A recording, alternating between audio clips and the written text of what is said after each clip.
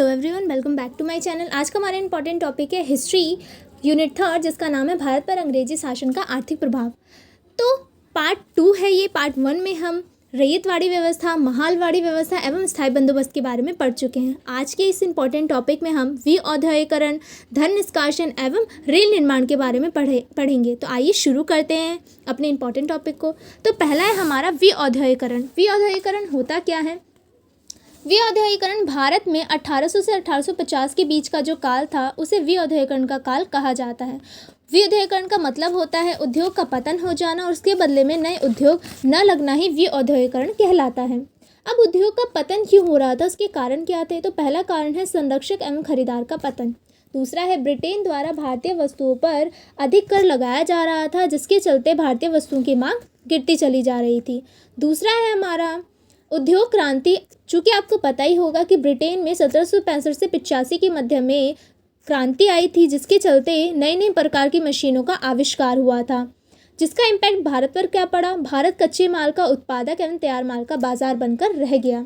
भारत की जो नेचुरल रंग के जितनी भी मशीनें थी उनका महत्व कम होता चला गया एवं सिंथेटिक रंग की मशीनों का महत्व बढ़ता चला गया। ददनी प्रथा, इसका जो प्रभाव था वो विशेष रूप से व्यापारियों पर पड़ा। इसका प्रभाव नकारात्मक व्यापारियों पर देखने को मिला। भारत में जितने प्रकार के उद्योग थे, चाहे वो सूती काटने वाले उद्योग हो, सूती कपड़ा बुनने वाले उद्योग एवं रेशम एवं ऊनी उद्योग, लोहा, मिट्टी के बर्तन, सीसा, कागज, सभी प्रकार के उद्योग धीरे धीरे करके नष्ट होना शुरू हो गए थे। विलियम बेंटिक ने इस द्वितीय चरण को, विऔद्योगिकरण के काल को विश्लेषित करते हुए ये कहा है कि ये काल भारत के इतिहास में सबसे बुरा काल था एवं इस काल में भारतीय बुनकरों की हड्डियां भारत के मैदान में बिखरी पड़ी मिली है। इस प्रकार से इन्होंने इस काल को विश्लेषित किया है। तो आइए अब हम दूसरे मेन टॉपिक, जिसका नाम है भारत में रेल निर्माण, इसके बारे में चर्चा करते हैं। तो भारत में रेल निर्माण का ब्रिटिश शासन का क्या उद्देश्य था? तो भारत के कच्चे माल को देश के अंदर के हिस्सों से बंदरगाह तक ले जाने हेतु एवं सेना को दूर दराज तक भेजना ताकि जो भी विद्रोह है उसे दबाया जा सके।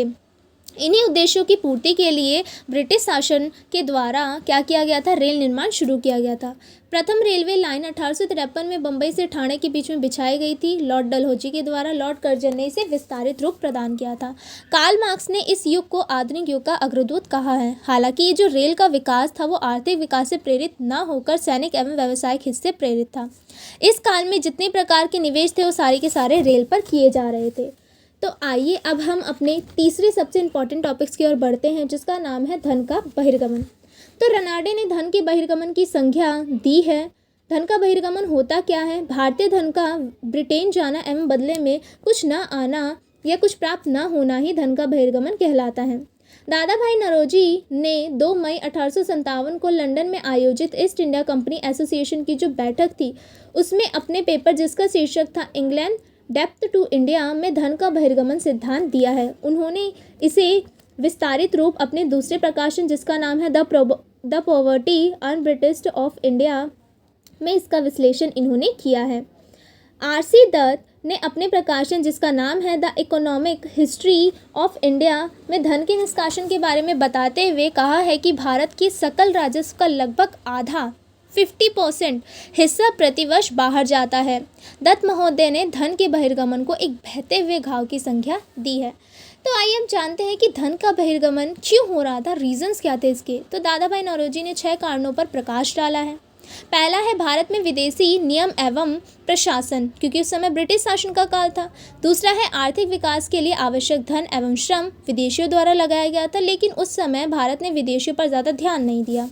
तीसरा है भारत द्वारा ब्रिटेन के सभी नागरिकों के प्रशासन व सेना के खर्च का भुगतान किया जा रहा था। भारत अंदर और बाहर, मतलब ब्रिटेन का भी खर्च उठा रहा था और अपना भी खर्च उठा रहा था। क्षेत्रों के निर्माण का भार उठा रहा था। भारत द्वारा देश के मुक्त व्यापार को खोलने में अधिक लाभ किसका हुआ? ब्रिटेन का। ब्रिटिश शासन के दौरान भारत में प्रमुख धन लगाने वाले विदेशी ही थे। तो आइए अब हम पढ़ते हैं कि इसके प्रभाव क्या रहे। तो इसके 3 इफेक्ट रहे। पहला है अर्थव्यवस्था पर। तो धन के निष्कासन के परिणाम स्वरूप भारत में पूंजी संचय नहीं हो सका। पूंजी संचय नहीं तो विकास नहीं। लोगों का जीवन स्तर लगातार घटता चला गया। धन निष्कासन के चलते जनता पर करों का बोझ बढ़ता चला गया। जितने प्रकार के छोटे उद्योग थे, कुटीर उद्योग थे, वो सारे के सारे नष्ट हो गए और कृषि पर दबाव बढ़ा, जिससे कि भूमिहीन किसानों की संख्या बढ़ती चली गई। दूसरा प्रभाव है राजनीतिक प्रभाव। आर्थिक राष्ट्रवाद की भावना जन्मी। यही आर्थिक राष्ट्रवाद की भावना 1906 में स्वदेशी आंदोलन में उभरकर सामने आई। विदेशी वस्तुओं का बहिष्कार किया गया एवं स्वदेशी वस्तुओं का प्रसार का नारा लगाया गया। जो तीसरा और सबसे महत्वपूर्ण प्रभाव था वो पड़ा समाज और संस्कृति पर। धन के निष्कासन से रेशम उद्योग, व्यापार, कृषि, इन सभी पर किसी प्रकार का कोई भी निवेश नहीं किया गया, जिसका इफेक्ट क्या पड़ा, भारत की जो प्रति व्यक्ति आय है वो घटने लगी। उस समय भारत की प्रति व्यक्ति आय लगभग 20 रुपये तक हो गई थी एवं अकाल दिन प्रतिदिन बढ़ता चला गया, जिससे कि लोगों की जीवन स्तर पर काफ़ी इसका गहरा इफेक्ट पड़ा। तो यही 3 इफ़ेक्ट रहे धन के निष्कासन के, जिसमें है अर्थव्यवस्था पर, राजनीति पर एवं समाज और संस्कृति पर। तो आज का हमारा ये इंपॉर्टेंट वीडियो यहीं पर समाप्त होता है। अगर आपको वीडियो अच्छी लगी हो, लाइक, शेयर, सब्सक्राइब जरूर कीजिएगा। Thanks for watching.